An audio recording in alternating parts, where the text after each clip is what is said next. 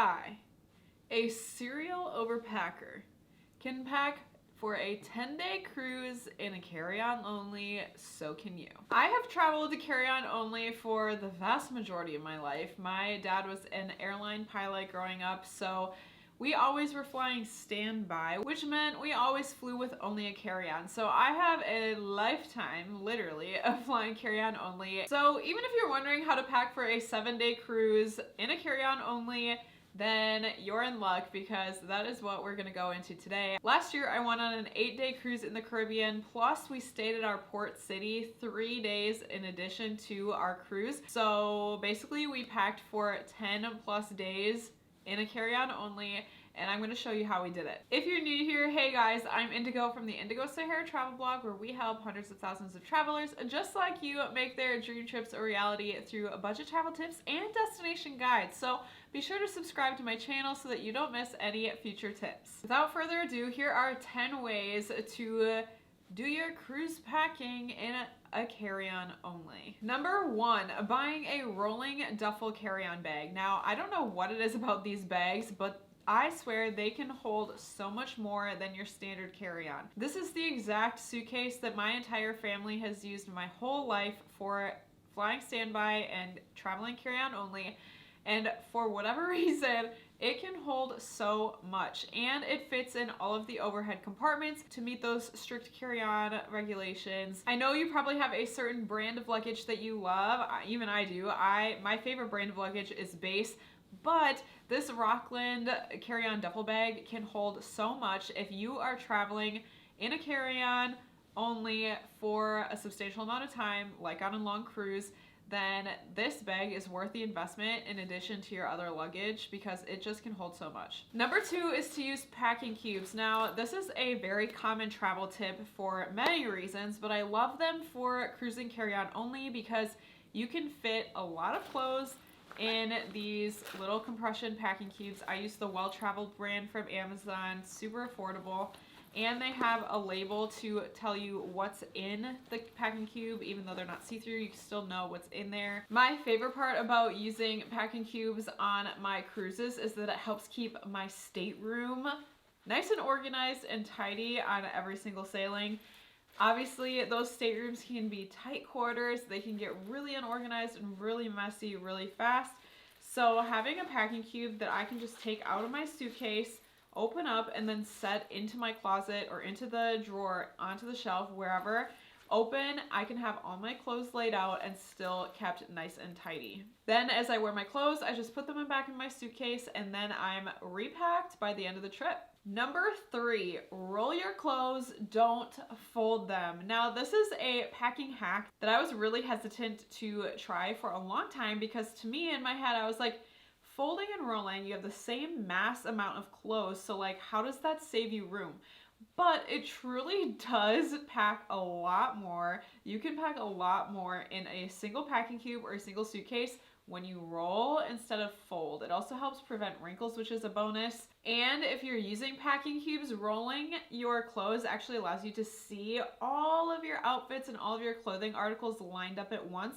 Instead of, if you were to fold it, you can only see the top clothing article in your packing cube when you open your packing cube. So this way you can see all of your clothing items. So that is a huge bonus. Basically, I was proven wrong. This old-time packing hack really is efficient and space-saving. Number 4, if you've watched any of my other videos, you can probably guess what it's gonna be, and that is to use a hanging toiletry bag. Specifically one that hangs, that has a hook on top so you can hang it up.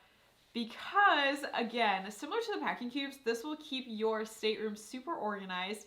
It's less about like space saving in your carry-on and more like it's gonna save you a lot of space when you're actually in your stateroom. Of course, you need a toiletry bag regardless of if you're packing carry-on only or in a checked bag. So packing one that hangs will help you in your stateroom and is one of my pro travel tips. You can hang it on your shower curtain rod. You can hang it on the towel hooks in your stateroom bathroom. You can hang it in your closet. You can hang it on a doorknob. You can hang it wherever you need to see all of your toiletries and have them easily accessible always without taking up any countertop or table or desk space in your stateroom. Additionally, it can actually come in handy when you're packing carry-on only as well and save some space, because whereas some toiletry bags, like let's say this wasn't hanging and it was just this shape, you have to put it in your suitcase just like this. Like, there isn't any other way that you can manipulate this bag or fold this bag in half to make it fit in your suitcase better. But with a hanging toiletry bag, you can actually lay it flat like this in your suitcase on the top or the bottom of your suitcase and kind of like maneuver it and fold it and unfold it as you need so that it fits into your carry-on with all of your other clothes. Tip number 5 is to bring minimal toiletries. Now, this one can be really hard, especially for us ladies who have makeup liquids and hair care product liquids and sunscreen and face wash, and all of our liquids can really add up, and that is the hardest part about traveling carry-on only and going on a cruise with only a carry-on, is the liquids, because you only have a quart-sized bag worth of liquids. Because if you're flying into the port city, you can only bring 1 quart-sized bag worth of liquids, which is not much, especially when you're traveling for 7+ days. So here's what I recommend. Instead of packing just like your entire makeup bag or your entire dopp kit that you use on a daily basis, definitely take out the specific individual liquid products that you're going to need on your trip. Don't take anything extra. Then with those liquids that come in large bottles, definitely transfer them to smaller travel size containers. Bulky bottles will take up a lot of your quart size space, and that is precious real estate, so definitely transfer those liquids into smaller travel size containers. The only exception to this rule, unfortunately, is sunscreen. Because if you are cruising in a hot destination like the Caribbean or like the Mediterranean, you are going to need a lot of sunscreen throughout your cruise. And more than likely, you're gonna need more than those 3 ounces of sunscreen that you're allowed to bring in your carry-on. So what now? I highly suggest not packing sunscreen in your carry-on to fly to your cruise line, but instead buying sunscreen before you get on the ship once you're in the port city. This will save you a lot of money because you won't have to buy the overpriced sunscreen on the ship, but you also won't have to worry about bringing it in your carry-on and through TSA when it's not allowed. If you don't have a lot of time in your departing port city before leaving for your ship, maybe you are only at your hotel for the night, then what you can do is Instacart sunscreen right to your hotel. Usually they will just bring it to the concierge or the front desk, or they'll ask to meet you in the lobby. But Instacart is so helpful when you're traveling because you can order groceries, order sunscreen, order snacks, order any other liquids that you might need. Maybe you need a bigger bottle of shampoo than you're allowed to bring. Maybe you need face wash, whatever. You can Instacart that to your hotel so that you have it ready to bring on the cruise ship without having to fly with it in your carry-on. As someone with very fair and sunburn prone complexion like me, sunscreen is an absolute must, and reapplying sunscreen throughout the day is an absolute must.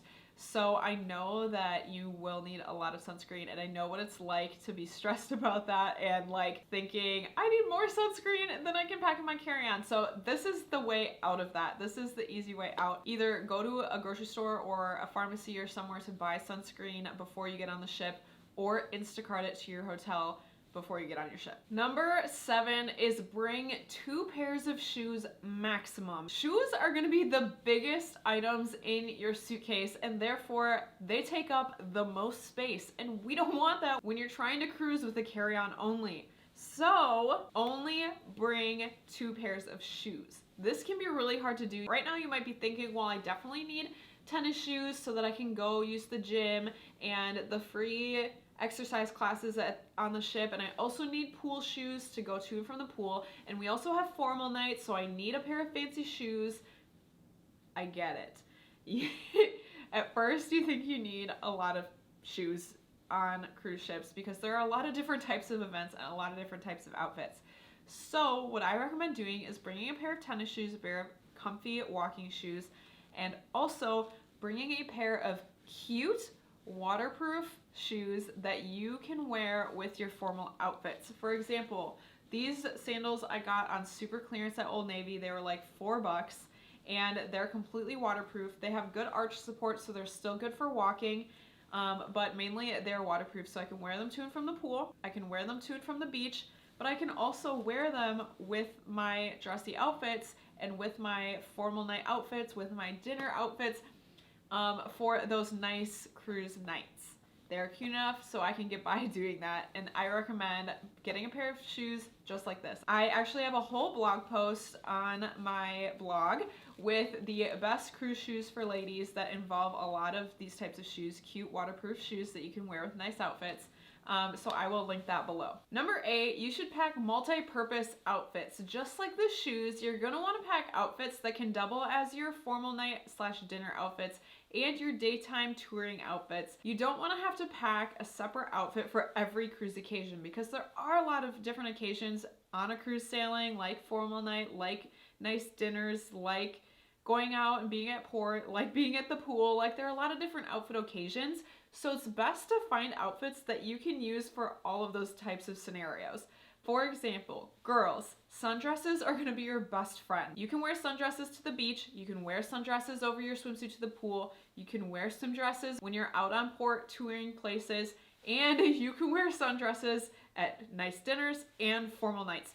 Sundresses are a perfect multi-purpose outfit. For men, this is going to be button-ups and khakis or nice slacks. Polos are nice enough to wear to those formal nights and to go to sit-down dinners on the cruise sailing, but they're also casual enough where you can go out, be a tourist in a polo, you can go to the pool deck in a polo. They're all around really great multi-purpose outfits for men, so sundresses and polos are the way to go when you're cruising with only a carry-on. On that note, number 9, you are going to want to pack outfits that you can rewear on your cruise. Now, I personally am not a fan of rewearing clothes. I know some people like rewear clothes over and over again before washing. I just personally don't do that. However, there are certain clothing articles that you can get by with rewearing them more often than some other clothes. For example, denim shorts or denim in general, you can rewear them multiple times without them getting filthy or you feeling filthy.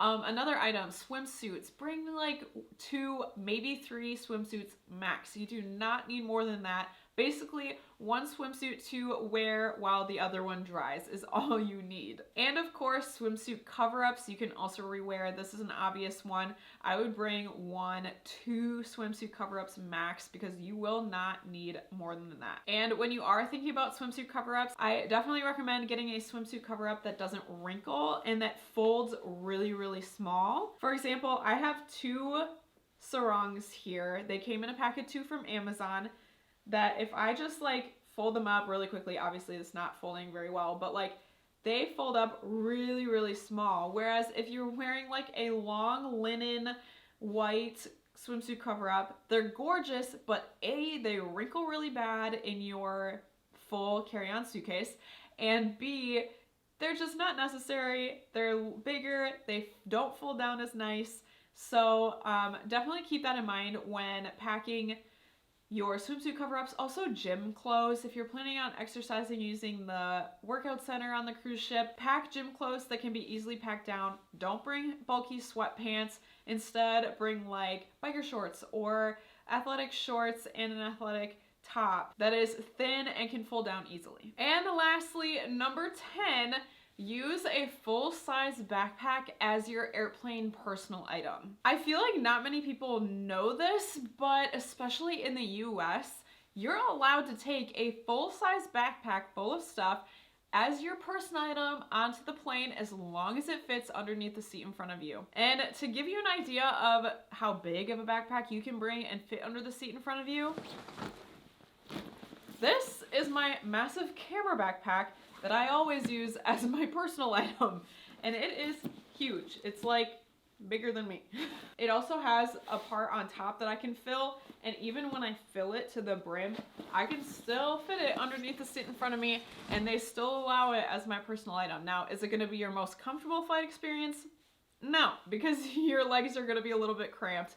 However, if there's room in the overhead compartment after your flight is completely boarded, they will often allow you to put it up there anyway so that you have clear legroom in front of you. Now, again, with these tips, you shouldn't have to pack too much in your backpack because you should be able to fit it in that rolling duffel bag. Just like when I have to pack a rolling duffel bag for my carry-on and then use this as my personal item. But it's worth mentioning it because a backpack gives you a lot more suitcase space than any purse or any day bag will. And just like that, now you are fully equipped on how to pack for a cruise in a carry-on only, even if it's a 7+ day cruise. Like I said, if I can do it, so can you. Let me know what your favorite tip was in the comments, as well as if you have any other good carry-on only packing tips, let us know in the comments because we want to know those tips. And if you're wondering what else you need to bring on your cruise, I do have an Amazon Cruise Travel Essentials guide